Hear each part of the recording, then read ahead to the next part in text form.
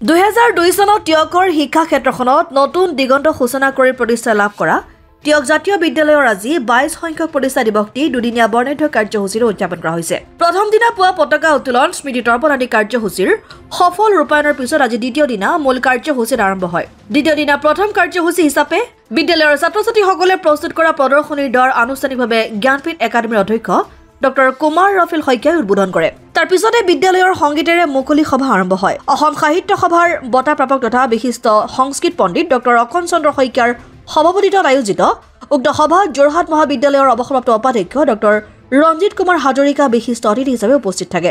উল্লেখযোগ্য যে উক্ত সভাত টিয়ক গৌৰৱ অসম সাহিত্য বঁটা প্ৰাপক ডক্টৰ অকণ চন্দ্ৰ শইকীয়াক বিদ্যালয় পৰিয়ালে আনুষ্ঠানিকভাৱে সম্বৰ্ধনা জ্ঞাপন কৰে। উক্ত কেওটা অনুষ্ঠানত বিদ্যালয়ৰ সঞ্চালক প্ৰদীপ চুতীয়া, সচিব সৌৰভ বৰাকে প্ৰমুখ্য কৰি অঞ্চলৰ বহু সংখ্যক গণ্যমান্য ব্যক্তি উপস্থিত থাকি সহযোগিতা আগবঢ়ায়। 2002 চনত প্ৰতিষ্ঠা লাভ কৰা টিয়ক জাতীয় বিদ্যালয় ইতিমধ্যে 21টি বৰ্ষ সম্পূৰ্ণ কৰি 22টি বৰ্ষত ভৰি দিছে। আমি 22টি বৰ্ষৰ প্ৰতিষ্ঠা দিৱস 7 জানুৱাৰী আৰু 8 জানুৱাৰী দুদিনীয়াকৈ অনুষ্ঠিত কৰিছোঁ। সেই 7 জানুৱাৰীত পতাকা উত্তোলন কৰে মুখ্য সঞ্চালক মহোদয়ে, বন্তি প্ৰজ্বলন কৰে প্ৰেছ ক্লাবৰ উপদেষ্টা নিৰ্মলেন্দু পাঠকদেৱে। ইয়াৰ পাছতে স্মৃতি তৰ্পণ কৰে সচিব মহোদয়ে। আমি সেইদৰে কালিৰ কাৰ্যসূচী সম্পূৰ্ণ কৰা হয়। ইয়াৰ পাছতে আমি খন ছাত্ৰ ছাত্ৰীসকলৰ চিত্ৰাংকন প্ৰতিযোগিতাৰ লগতে আজি আমি প্ৰদৰ্শনীৰ দ্বাৰ উন্মোচন কৰা হয়। 8 তাৰিখে প্ৰদৰ্শনী উন্মোচন কৰা হয় জ্ঞানপীঠ একাডেমীৰ অধ্যক্ষ ডক্টৰ ৰাফেল কুমাৰ শইকীয়াদেৱে।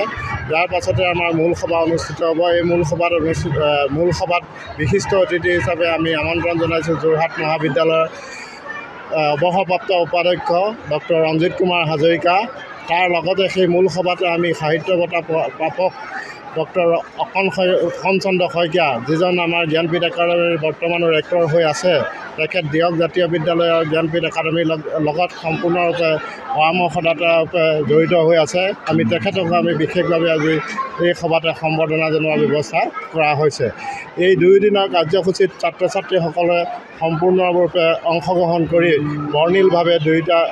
বৰ্ণিলভাৱে এই প্ৰতিষ্ঠা দিৱস সম্পূৰ্ণ কৰে। অসম আদিত্য টিয়ক।